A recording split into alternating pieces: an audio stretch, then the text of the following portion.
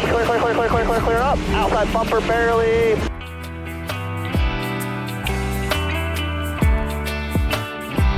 And welcome back. Another episode of Historic Hot Laps. I'm your host, Alex Daniels. Pretty short episode today, just covering some news and a couple of things. A little bit of a race recap for some dirt track action. But we're on the Olympic break right now. 2 weeks of no big name races. Granted, you know, it's kind of an opinion-based thing because some of these dirt track races are pretty awesome and big names involved there. But we'll keep it fairly condensed this week. Just cover a few things, and I feel like next week's going to be a lot heavier news segment type of week where we've got, this is the first week of the break. I feel like everything's going to come out probably next week of any kind of more silly season stuff. Let's kick it off with some news. Formula One news. Esteban Ocon will join Haas in 2025. It's been listed as a multi-year deal, and he will team up with Oliver Behrman, who was previously announced as a Haas driver for 2025. So a little shake-up over at Haas. Try to change some things up over there. Also had Carlos Sainz. Been announced that he will join Williams in 2025. So that seems to put the Logan Sargent thing out there that he's definitely not. I know we've talked about it before. Logan Sargent's time at Williams will be up at the end of this year, and now that they've signed another driver, that kind of confirms it as far as the Sargent future at Williams. From there, looking like just announced Sergio Perez. There's been a whole lot of speculation as to if he'll stay with Red Bull. They were thinking going into their summer break, which same time as this Olympic break. All things motorsports are kind of down at the moment, but going into this break, there was rumor that maybe they might do some swap and bring like Daniel Ricciardo or somebody else in to replace Perez. He's had a rough little go of it, but from the sounds of it, what Christian Horner talked about in a few interviews, that he's sticking behind Sergio Perez for the rest of the season. Will it go beyond that? It's hard to say. As much speculation as around it for the rest of this season. I doubt there's going to be a seat for him next year, but that'll all develop, and we'll kind of see what comes of all of it. As far as IndyCar news goes, there's not a whole lot of big stuff. We'll start out. It was just announced. It's been kind of rumored as well, but it was announced and posted on social media. Jamie Chadwick is getting a test session with Andretti Global in September, so that'll give her some time in the full spec IndyCar. Obviously, she's in that NXT program. Got herself a Road America race win. She was on the most recent podium, I believe. She did have a rough start. She's been with that Andretti program for a while, but she's really found it and caught some stride this season. So riding on the highs of that, she can get a test done at Andretti, and hopefully something good will come from it. Zach Brown made some interesting statements. Mr. Zach Brown of McLaren.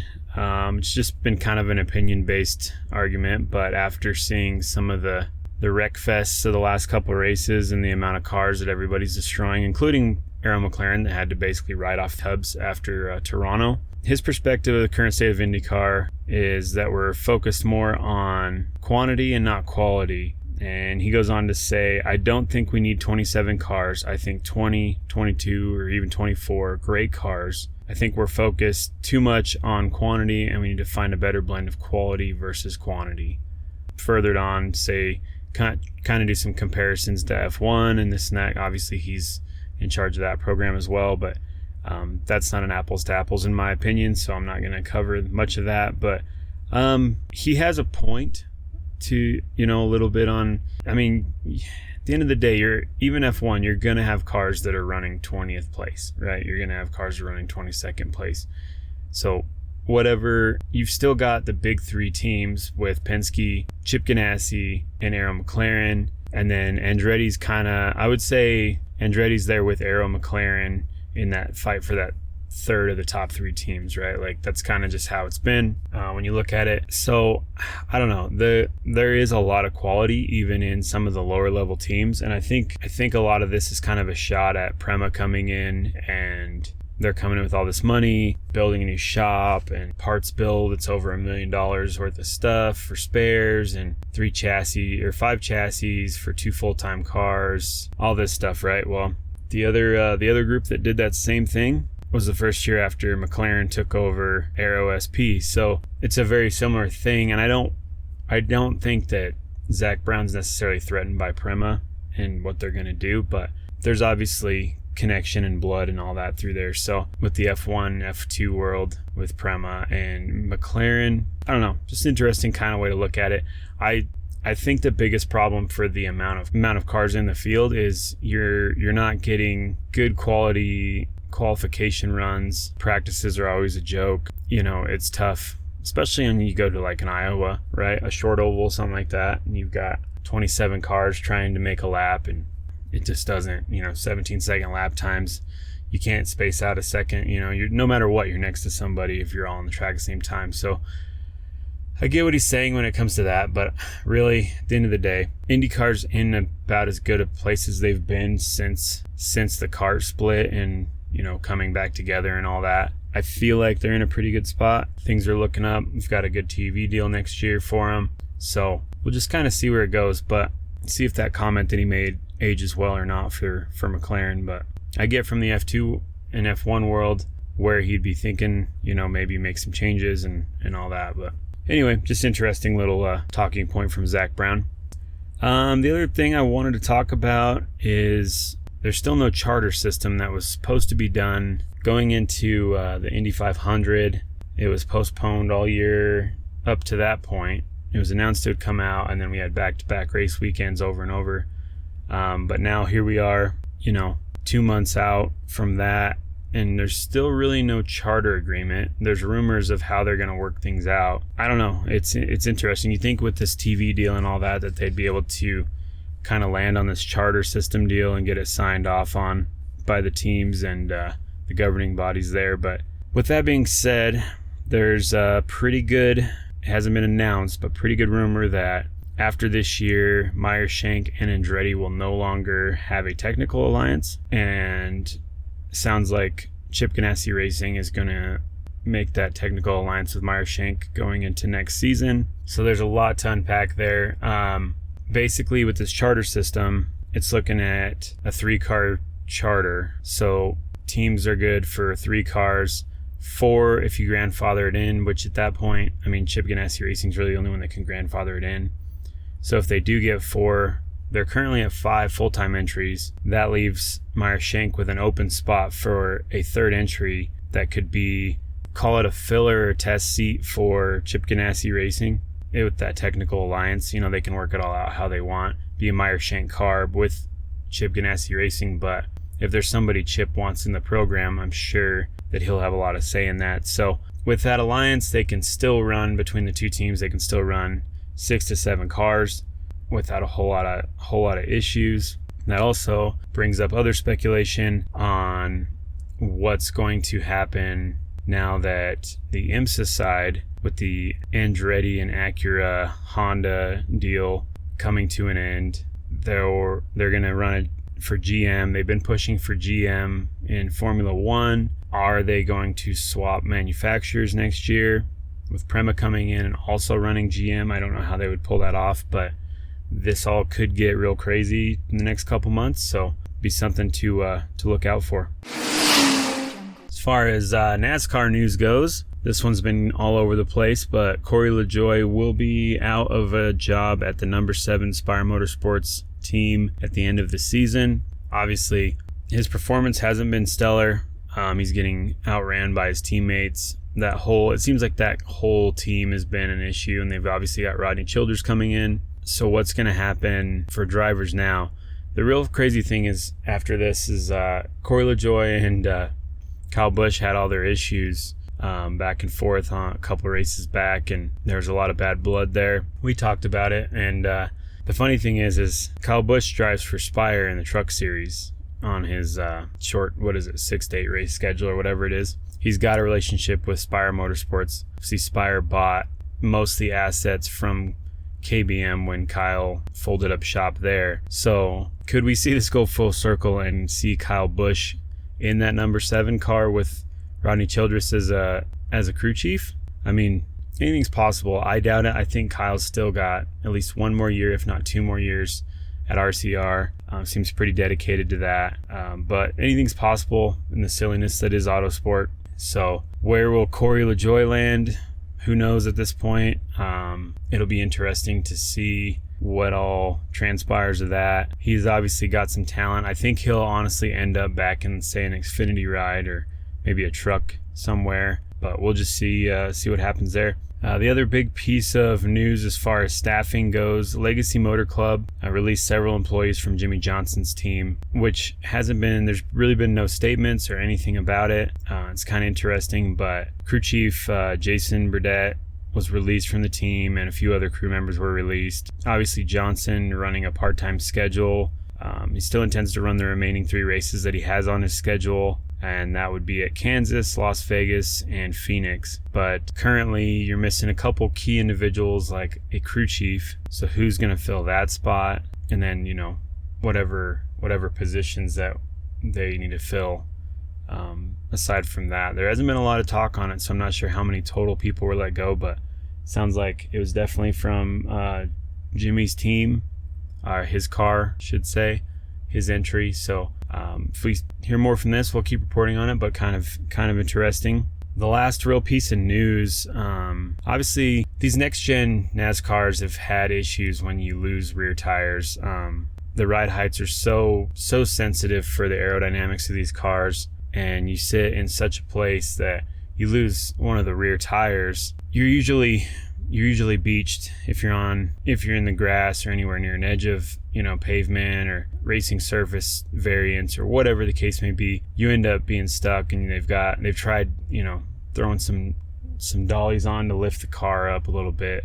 Well, NASCAR has approved, and I don't want to say implemented because they're giving it the team's choice, because it will add a little bit to the car, but it could very well save in a lot of issues. But it's a dampener lift system for the rear. Basically, it's an addition to the kind of almost like an air shock deal or an airbag deal to the rear of the car. And how it'll be set up is on your B pillar of the car, that'll be an air fitting, and anytime there's a car issue on track, and the safety team will come out, they'll insert air into that, put air in the bags, and that'll give enough to get clearance on that car, so that car, if capable, can drive back to the pits or whatever it might be. So kind of an interesting little mid to late season piece of technology, but NASCAR has approved it, so you may see it coming up, and yeah, we'll see if it works as planned.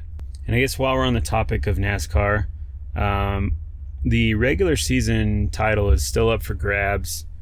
Obviously, we're coming into the closing races of the regular season, but points as they lie for that. Here's kind of the rundown. Obviously, Larson's been dominating. He is currently in the lead for the regular season points title. You've got Chase Elliott in second place right behind him at minus 10 points. That's very doable in any race, so he's not out of this picture yet. Tyler Reddick's at a negative 15. Same deal. He's right there. Denny Hamlin's negative 43. Still within range. It's doable. 43 points behind Kyle for the title there.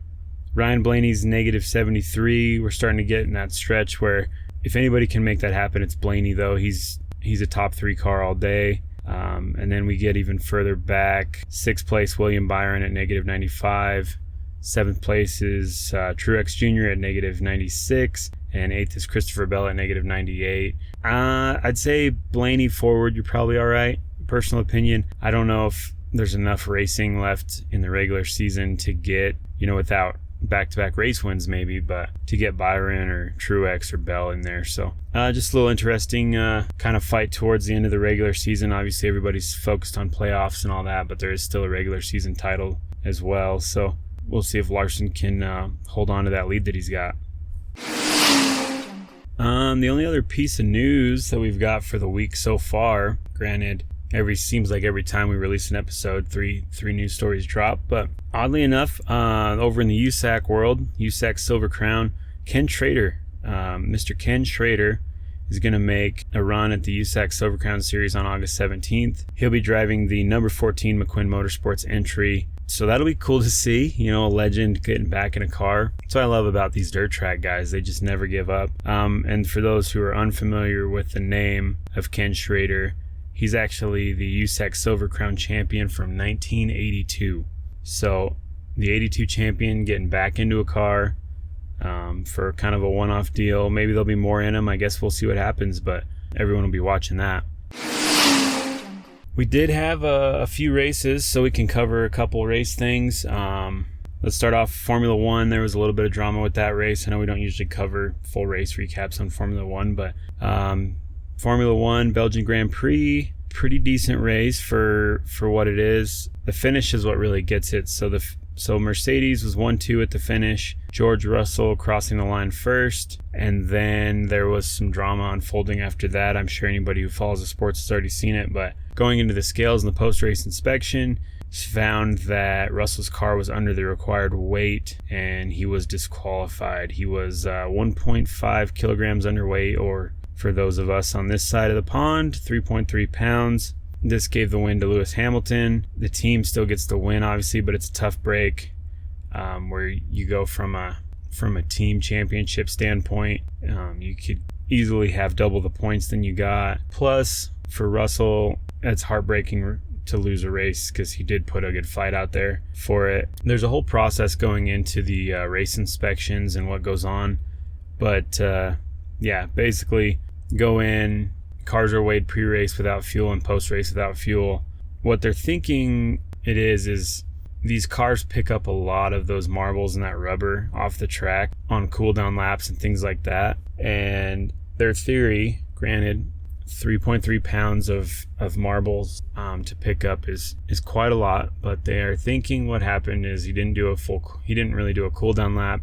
His excited victory, his tires never picked up any of that rubber from the track, and so that could have been part of it. Which 3 pounds, I guess it's possible. It's very possible, but that's what Mercedes is saying is the huge problem there. So moving over to the World of Outlaws, you had the Summer Nationals at Williams Grove. This one was a super exciting race. Obviously, Williams Grove is a fun track to watch these sprint cars on. Going into it, David Gravel was at 99 wins for his World of Outlaws career. Obviously, he's on a hot streak. Did his thing at Eldora, a couple other tracks since then. He's obviously making things happen.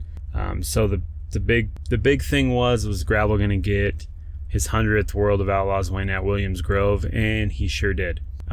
He got it done. Super exciting to hit that milestone. That's not a milestone that a lot of drivers hit. Obviously, David Gravel's in a class of his own, especially lately. But he's just fun to watch. Just such a good down-to-earth guy. Loves the sport, loves the fans. Overall, pretty awesome to see there. So congratulations to David Gravel getting the win at Williams Grove and getting that 100th one on the career for the World of Outlaws. David Gravel gets the $20,000 score at Williams Grove, and Connor Wade ready to talk to him. Yeah, it's pretty crazy. I raced with Joey Saldana for a long time, and man, at the end of the career, you just wanted that 100 so bad, and to achieve that milestone, beating Donnie Schatz at Williams Grove, what a place to do it. This two-car, we haven't been in victory lane here at Williams Grove, and this is a really hard track to win at, and felt like I was hanging on there a little bit at the end. I saw Donnie poking his nose, but I felt like doing what I was doing had been hard for him to pass me, and this feels really good. While we're on the subject of the World of Outlaws, let's cover where they're at for championship points. Currently, first place in points, David Gravel, no surprise there. Second place in points, Donnie Schatz. Third place, Carson Macedo. Fourth place, Giovanni Chelsea. Fifth place, Michael Kofoid. Sixth place, Logan Schwartz. Seventh place, Sheldon Hodenschild, which that one kind of surprised me because he's done really well the last few months. I thought he was further up in the points than that. Eighth place, Bill Balog. Ninth place, Brock Zierfus. And 10th place, Craig Kinzer. So that's the top 10 for World of Outlaws points. The point spread is pretty decent. From 1st to 10th, you've got almost 900 points in difference. So it's pretty spread out. truly at the end of this, we're probably looking at that top 5, maybe top 4 for the championship, but there's still a lot of races left. I believe there's 20 races left in the regular season, so you've got plenty of time to see some guys turn some things around, but like I said, David Gravel's on that hot streak, so let's look at high limit sprints, Kubota High Limit Series midweek money race at Lernerville Speedway, the Lernerville Silver Cup race, $29,000 in prize money up for grabs, and per to be expected, Californian Rico Abreu ends up taking that one home. Another good one for him. That helps him in the points as well. And then, now we're on these breaks, so we won't see any more high limit for a couple weeks. But congratulations to Rico on the $29,000 win there at the midweek money challenge, or whatever they call it right now, but the Silver Cup race at Lernerville. Current point standings for Kubota High Limit: first place, Mr. Brad Sweet; second place, Tyler Courtney; third place, Brett Marks; fourth place, there's Rico; fifth place, Corey Day; sixth place, Justin Peck; seventh is Parker Price Miller; so let's see, eighth is Spencer Baston; ninth is James McFadden; and 10th, rounding off the 10th place spot, Tanner Thorson. There's still 24 races left in this, so anything can happen there. Just kind of a recap for the middle of the season here, but 24 races left, anything can happen, like I said. Covering USAC, you had national sprints at Lincoln Park Speedway. I got to start this one off with kind of a thoughts and prayers moment for Stevie Sussex. He had a wild moment. Car caught fire. He got out. I believe it was in the first heat. Car catches fire. He gets out as fast as he could, and he's pretty well, his lower half is pretty well engulfed in flame. Whatever happened there clearly transferred into the race suit. Video's not gruesome, but it's a scary moment for sure. So he rolls, tries to get the fire out. The infield crew's on their way to him. They start spraying him down. They get the fire out. He's clearly going to have some sort of burns at this point. He does walk to the ambulance. They transport him to the hospital, and he starts getting treated for burns. Got some burning on the hands, and lower extremities are pretty burned up. So thoughts and prayers for a speedy recovery for Mr. Sussex, and hopefully we see him back out there soon. He has posted some stuff on social media. He's just burned up, but he'll get through it. He'll recover. He'll be back in a car. So moving on after all that, back to the race side of it at Lincoln Park Speedway. Logan Seavey ended up getting the win there in that national sprint race. Then we move over to Kokomo Speedway. That one goes to Kyle Cummins, that feature win. He kind of called that one out. He said that's his favorite track, and that's where he wants to win, and he did. So that was a good one there. And then they were supposed to have a race at Lawrenceburg Speedway, but it was postponed. So, and I believe that race is going on as we speak, so I can't really recap the win there, but I thought I heard someone down the backstretch. The lap cars got a little different, and it was super hard to see. And so I couldn't hit my marks where I needed to, and I was probably getting a little loose anyways. And then I got past Jaden there, and I'm like, okay, make a good lap, but I couldn't see anything. So I heard him, and when I went in through, I'm like, I'll just run right over him. It doesn't matter what happens. I'm either going to win or crash. It doesn't matter. So I think it was pretty tight, but, for Kokomo win, we haven't won all year. It's been big. Rough year. So to start out, I don't think it was just luck. I think the car is as good as what I thought it was, and so it's comfortable, makes me comfortable, and I can actually drive this thing how it needs to be drove. And the field is so stacked. I mean, Logan's just kicking everybody's butt. So to get one over on him, and probably if you start out front, but a different story. But that's how luck goes. And pretty good three race run for the USAC National Sprints. As far as points go on that side of it, for the sprint champion, here's your top 10. You've got first place Logan Seavey, second place Brady Bacon, third place CJ Leary, fourth place Dayson Pursley, fifth place Kevin Thomas Jr., 6th place, Mitchell Moles. 7th place, Robert Ballou. 8th place, Kyle Cummins. After that race win, that kind of helped him out there. Let's see, 9th place, Justin Grant. And 10th place, Jake Swanson. And there is a pretty big variance in points as well, as we've talked about in other series. But 21 races left in their season. Anyone could take that championship. So, yeah, that's where we're at with that. Kind of our recap of what's been going on for this Olympic break. A couple dirt race things, little news, little this and that. News, rumors, anything we hear in the next week. We'll do another episode next week, maybe throw a history lesson on that one. I'm going to try to do some question and answer sections. So Q&As, if you guys have anything to throw out there, please hit us up. historichotlapse@gmail.com. Comment on the Twitter, comment on the Spotify, whatever it may be. Like, subscribe, get more and more coverage as we can. Appreciate the time, and hope you all have a great week. Thanks for tuning in.